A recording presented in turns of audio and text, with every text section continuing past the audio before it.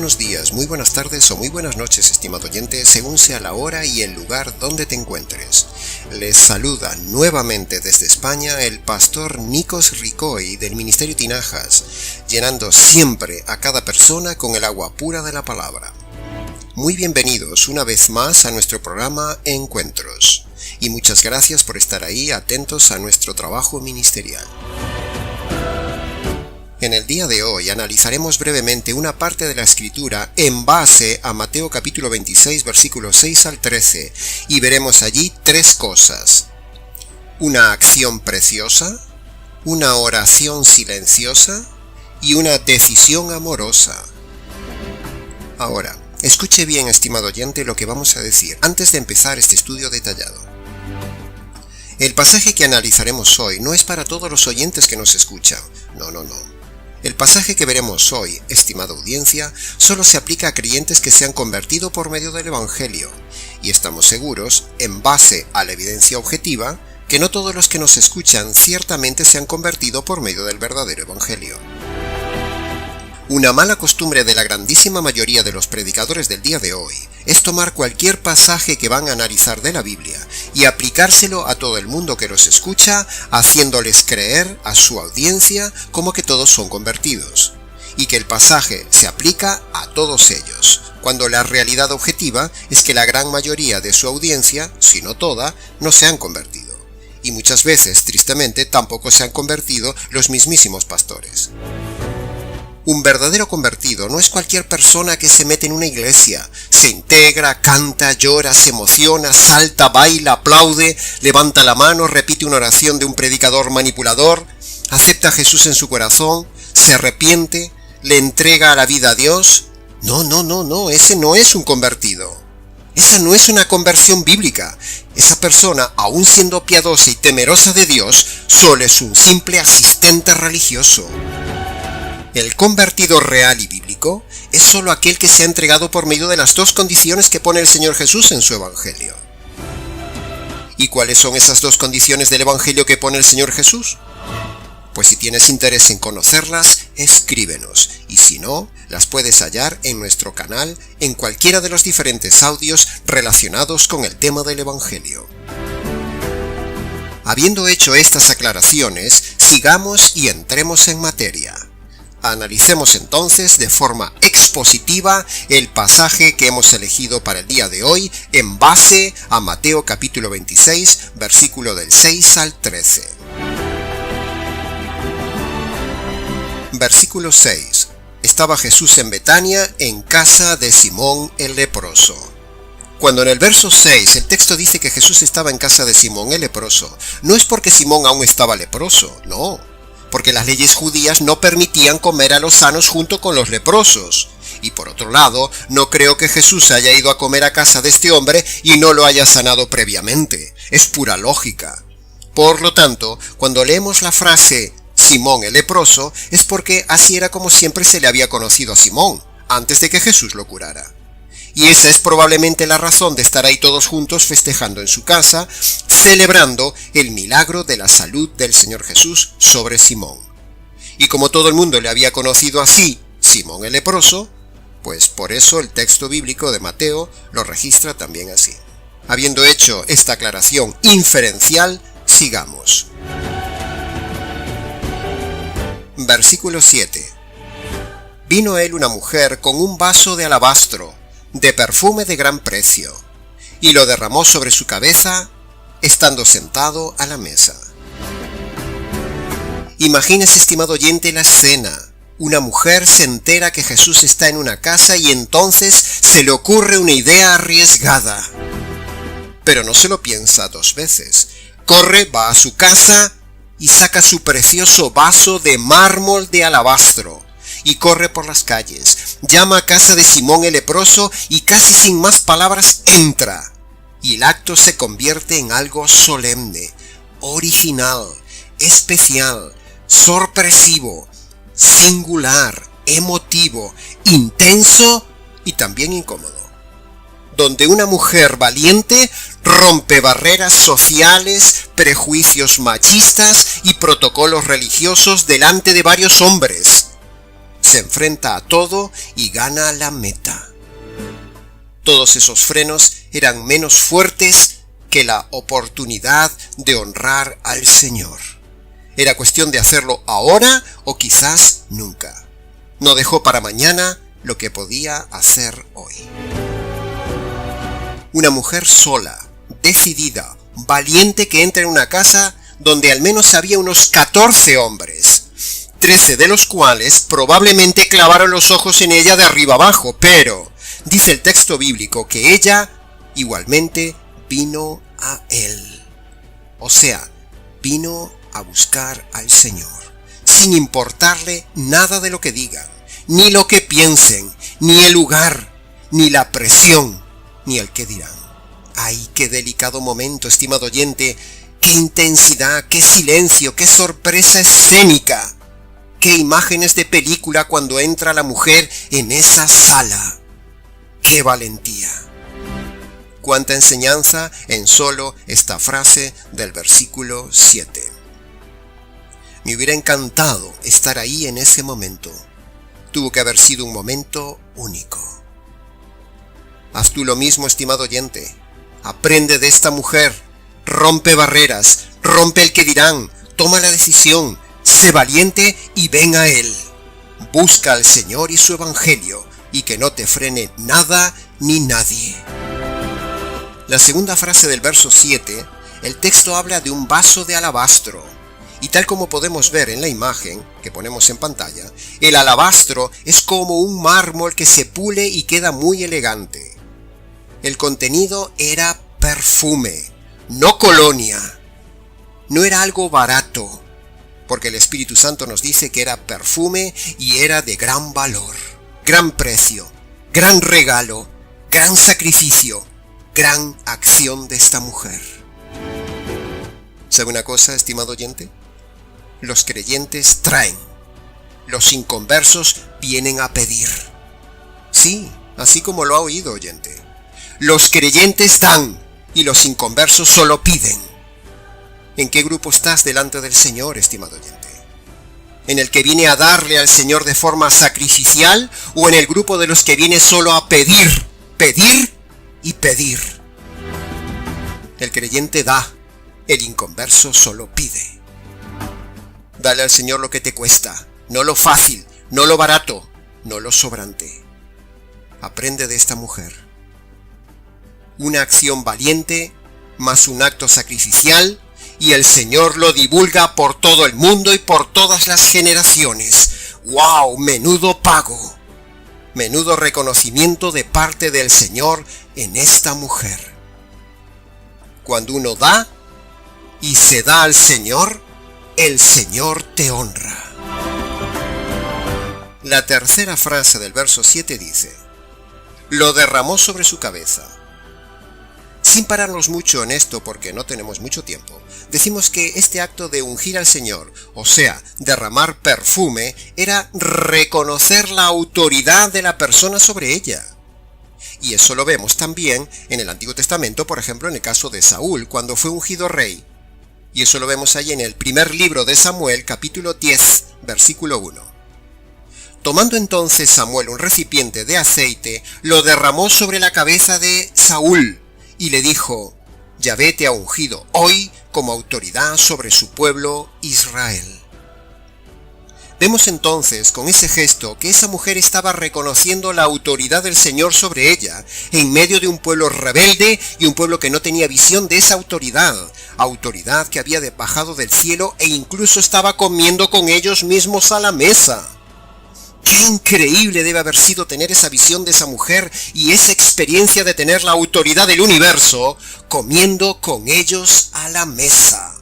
Simplemente increíble, admirable. ¿Qué visión tenía esa mujer, estimado oyente? Visión de la autoridad que había en ese hombre llamado Jesús. Cuando ves la autoridad, reconócela y que nada te frene a respetarla y reconocerla. Y el Señor te honrará. Eso es lo que aprendemos aquí. Reconocer, respetar y someterse públicamente a la autoridad. Este mundo vive sin autoridad y sin querer tener leyes ni autoridad. Cada uno quiere hacer lo que le da la gana. Igual que en el libro de Jueces, el peor período de la historia de Israel. Dice el libro de Jueces 2 veces: cada uno hacía lo que bien le parecía porque no había autoridad en Israel. Y en el día de hoy, pocos, muy pocos, son los que en verdad reconocen y se someten a las autoridades del Señor. ¿Has ungido al Señor en tu vida, estimado oyente, como autoridad suprema, o vives tu vida sin autoridad divina? ¿Sabes cuáles son los 2 mandamientos más importantes que dio el Señor Jesús como autoridad a todos los hombres tan pronto empezó su ministerio evangelístico? ¿Los conoces? Si los conoces, te has convertido. Si no los conoces, no te has convertido. Mientras digo esto, seguro que alguno estará pensando en los 2 mandamientos de amar a Dios y amar al prójimo, pero esos son mandamientos imposibles, que no los mandó el Señor Jesús. Los 2 mandamientos más importantes del Nuevo Testamento que el Señor Jesús mandó para todo ser humano son 2. Primer mandamiento: arrepiéntete de tus pecados, estimado oyente. Es decir, reconócelos y abandónalos. Y el segundo mandamiento que el Señor Jesús te manda es creer en el Evangelio. Es decir, Él te manda que creas la buena noticia de que la justicia que producen tus rebeliones le cayó al Señor en la cruz. Toda persona que no obedezca a estos 2 mandamientos de la autoridad del Señor Jesús, el día del juicio le caerá todo el peso de la autoridad divina del Señor Jesús sobre esa persona. Es para temblar, estimado oyente. Así que aprovechamos esta oportunidad de este verso de Mateo para catapultarnos y redirigirte al punto central de todo pasaje de la Biblia: el Evangelio. Si vives sin la autoridad del Señor en tu vida, un día te caerá su autoridad sobre tu vida. Repito, si vives sin la autoridad del Señor en tu vida, un día te caerá su autoridad sobre tu vida. Si tú no lo unges como autoridad de tu vida y no te derramas ante Él como esta mujer, Él un día derramará sobre ti su ira y su justicia por tu rebeldía y tus rebeliones. Piénsalo, estimado oyente. Versículo 8. Al ver esto, los discípulos se enojaron diciendo: ¿para qué este desperdicio? En el verso 8 vemos todo lo opuesto a lo que la mujer era. Los discípulos hablaron lo que abundaba dentro de sus corazones. Vemos la oposición masculina, la incomprensión de los discípulos inmaduros, la imprudencia del hablar, la hipocresía de estos hombres, el machismo, la crítica, la presunción de piadosos, la mezquindad, la ceguera espiritual, etcétera, etcétera.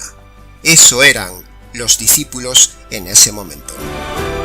Sí, estimado oyente, hemos dicho bien, porque a veces aún los verdaderos convertidos también son neciamente inmaduros. Una cosa es la salvación y otra cosa la madurez del carácter del convertido. Aquí tenemos discípulos, es decir, gente salva, gente convertida, pero gente inmadura.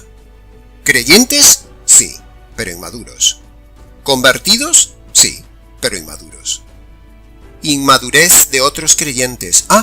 Y casualmente, eran hombres. Mirad el contraste. La mujer derrama fe, derrama respeto, derrama sumisión, derrama sus ahorros, derrama algo valioso, y es ella sola contra todos. En cambio, ellos son muchos. Son varones, amparados en la protección cobarde del grupo, pero sin embargo derramaron egoísmo, ceguera, inmadurez, miseria, mezquindad. Pretendieron quedar bien, mostraron ingratitud hacia el Señor. ¡Qué contraste, estimado oyente! Pero nos preguntamos, ¿no se supone que son discípulos? Es lo que decíamos antes, estimado oyente. Uno puede ser convertido por medio del Evangelio y aún ser inmaduro de carácter en la fe. Son 2 cosas diferentes. Una es la conversión y otra la madurez del alma. Ella llama honra a derramarse ante el Señor. Ellos llaman desperdicio a honrar al Señor. ¡Qué corazones! ¡Qué diferencia entre esta mujer modelo y esos discípulos inmaduros! No es de extrañar que los haya reprendido el Señor no solo aquí, sino otras veces, como se ve en los evangelios. Y son hombres. Y lo más triste es que el Señor no solo los reprendió a todos, sino que para vergüenza de ellos, lo dejó escrito por las edades para que lo sepamos. ¡Wow! Imagínese, estimado oyente, esta otra parte de la escena, el Señor reprendiendo a sus discípulos inmaduros e implícitamente honrando a la mujer. ¿Sabe una cosa? A veces, los que estamos en autoridad, debemos hacerlo como autoridad que somos. Hay que reprender a los creyentes inmaduros. Esta es una de las grandes evidencias de la actitud del Señor ante la mujer, honrando a la mujer ante varones y honrándola por todas las generaciones. Que aprendan los hombres, que aprendan los machistas, que aprendan los pastores que son como dictadores. Versículo 9. Porque esto podía haberse vendido a gran precio y haberse dado a los pobres. Continúa la bravuconería de los discípulos. Aunque no se dice quién tomó la palabra, porque cuando estamos en grupo nos comportamos de forma diferente y nos amparamos en el grupo, pero lo que sí es evidente es que estaban poniendo lo social por encima de lo espiritual. Y ese es precisamente el gran error de muchas iglesias llamadas cristianas del día de hoy, estimado oyente, tanto a nivel católico como evangélico, donde se centran en un evangelio social, centrado solo en ayudar a las necesidades de los pobres en lugar de predicar el evangelio. La prioridad neotestamentaria del convertido no es ayudar a los pobres inconversos en sus necesidades, no, de eso nada.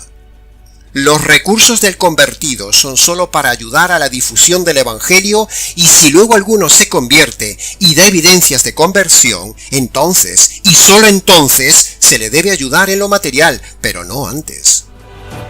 Incluso Jesús recriminó y reprochó a los pobres allí en Juan capítulo 6, donde le dijo a los inconversos que solo venían a él por milagros y por comer. Y él les dijo precisamente que buscaran primero lo espiritual, no lo material. Juan capítulo 6, versículo 26 dice: Jesús les dijo: de cierto os digo que me buscáis porque habéis visto las señales, y porque comisteis el pan hasta saciaros. Pero buscad no la comida que perece, sino la comida que a vida eterna permanece. ¿Se da cuenta, estimado oyente, cómo se derriba la doctrina social de las iglesias centradas erradamente en la ayuda de lo material, pero no les dan el verdadero evangelio como comida? La ayuda social de la iglesia se da solo al convertido, no al inconverso. Jesús no hizo milagros para defender la errada doctrina social de la iglesia, sino que Jesús hizo milagros para demostrar que era el Mesías. Pero ellos, en su ceguera, no vieron más que la llenura de sus estómagos. Nuestra meta no es ni debe ser la ayuda social. Nuestra meta es, con nuestros recursos, llevar primero el pan de vida, o sea, el evangelio, y luego ayudar solo a los que se han convertido y dan evidencias de haberse convertido, y no que vienen a nosotros solo por sus necesidades. Jesús dijo en Juan capítulo 12, versículo 8, que también veremos luego más abajo en el versículo 11, a los pobres siempre los tendréis con vosotros. Eso quiere decir que nunca se acabarán. Por lo tanto, la meta de la iglesia no es lo social, no es evitar la pobreza, como estaban pensando erradamente los discípulos. La misión de la iglesia no es hacer obras sociales. La meta de la iglesia es predicar el evangelio. Ya sé que esto puede escandalizar a muchos, pero antes tendrán que demostrarme que no es correcto lo que digo. Y la cuestión es, ¿dar a toda la gente pobre o dar solo al Señor y su gente? He ahí la cuestión. Pues está muy claro bíblicamente hablando. Debemos dar solo al Señor y a su gente. Versículo 10. Jesús les dijo: ¿por qué molestáis a esta mujer? pues ha hecho conmigo una obra buena. Vemos aquí en este versículo la defensa contundente del Señor a favor de la mujer nuevamente, totalmente antimachista. No hay más que decir. Este texto de la palabra de Dios es suficiente para que todo varón tome ejemplo y modelo de Jesús como hombre, Jesús como maestro, Jesús como líder, Jesús como el varón que honra a su amada. Los discípulos estaban totalmente fuera de orden. Ellos estaban haciendo algo malo y ella estaba haciendo algo bueno. Y ellos no se daban cuenta hasta que el Señor se lo dijo. Eso nos lleva a la reflexión de que a veces, de forma piadosa, los convertidos pueden pensar que están haciendo algo correcto, juzgándolo como algo correcto, pero la forma segura de filtrarlo, si es correcto o no, es a la luz y en base a la palabra de Jesús. Cuidado, estimados varones, con molestar a las damas. Cuidado con el machismo. Cuidado con acosarlas. Cuidado con no tener la misma actitud y visión del Señor. ¿Y cuántos varones y pastores hay en el día de hoy que tratan igual a las mujeres como estos discípulos estaban tratando a esta mujer? El varón molesta a la mujer. El varón que molesta a la mujer, tenga cuidado. Ten cuidado, estimado varón, de tratar con delicadeza masculina a las damas, sean esposas, hermanas o lo que sea. Sea pues esta una llamada de atención a los varones por si están tratando mal a las damas, o las están molestando, o no las están honrando como lo hizo y lo hace el Señor, y también lo hace este ministerio y este pastorado. Versículo 11. Porque siempre tendréis pobres con vosotros, pero a mí no siempre me tendréis. La injusticia social nunca acabará, ni es la prioridad, estimado oyente. La prioridad es servir al Señor con nuestros bienes para la difusión del Evangelio, como hemos dicho antes, y ayudar solo a los que demuestran ser verdaderos creyentes por medio de haberse convertido en base al verdadero Evangelio. Versículo 12. Porque al derramar este perfume sobre mi cuerpo, lo ha hecho a fin de prepararme para la sepultura. ¿Cómo sabía ella que Jesús iba a morir si era tan joven? ¿Cómo supo del anticipo de su muerte? Porque tenía que morir Jesús. Ella sabía por Juan el Bautista que Jesús era el Cordero inocente que al morir quitaría el pecado. Ella sabía que iba a morir porque Jesús lo dijo varias veces y ella lo creyó. ¿Sabe usted, estimado oyente, por qué tenía que morir Jesús? Jesús tenía que morir para recibir la ira de Dios que producen sus pecados y tenía que morir para recibir la justicia que merecen sus pecados. Esa es la única causa de la muerte de Jesús. En la cruz el Padre descarga su ira sobre su Hijo para hacer justicia de tus injusticias, estimado oyente. Y ella lo había entendido y creído. Créalo usted también, estimado oyente. Créalo ahora mismo y abandone su estilo de vida pecaminoso y derrámese ante el Señor para servirle por el resto de sus días. Versículo 13. De cierto os digo, que donde quiera que se predique este evangelio, también allí se contará lo que esta mujer ha hecho para recuerdo suyo. Este ministerio y este pastor ha predicado por este canal a toda Latinoamérica el verdadero evangelio por años. Por lo tanto, como decíamos al inicio, ahora obedecemos esta orden del Señor, contando esta historia de esta mujer y honrando a esta mujer tal como lo mandó el Señor. El evangelio que predicamos lo tiene, estimado oyente, claramente narrado en varios audios de nuestro canal. Nuestro evangelio no es como un frasco de colonia, no es colonia barata.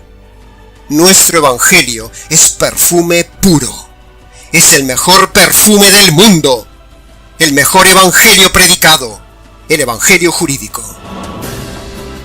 Segunda de Corintios 2, capítulo 14 al 16 dice: por medio de nosotros, Dios manifiesta en todo lugar el olor de su conocimiento. Somos grato olor de Cristo para los que se salvan, pero para los que se pierden, ciertamente somos un olor de muerte para su muerte.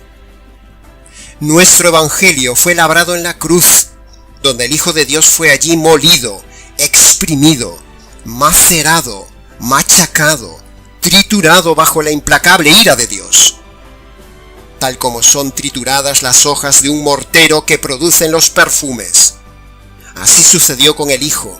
Fue destrozado bajo la ira de Dios para sustituirte y que así no recibas tú la justicia que mereces, ni seas machacado por toda la eternidad en un tormento interminable.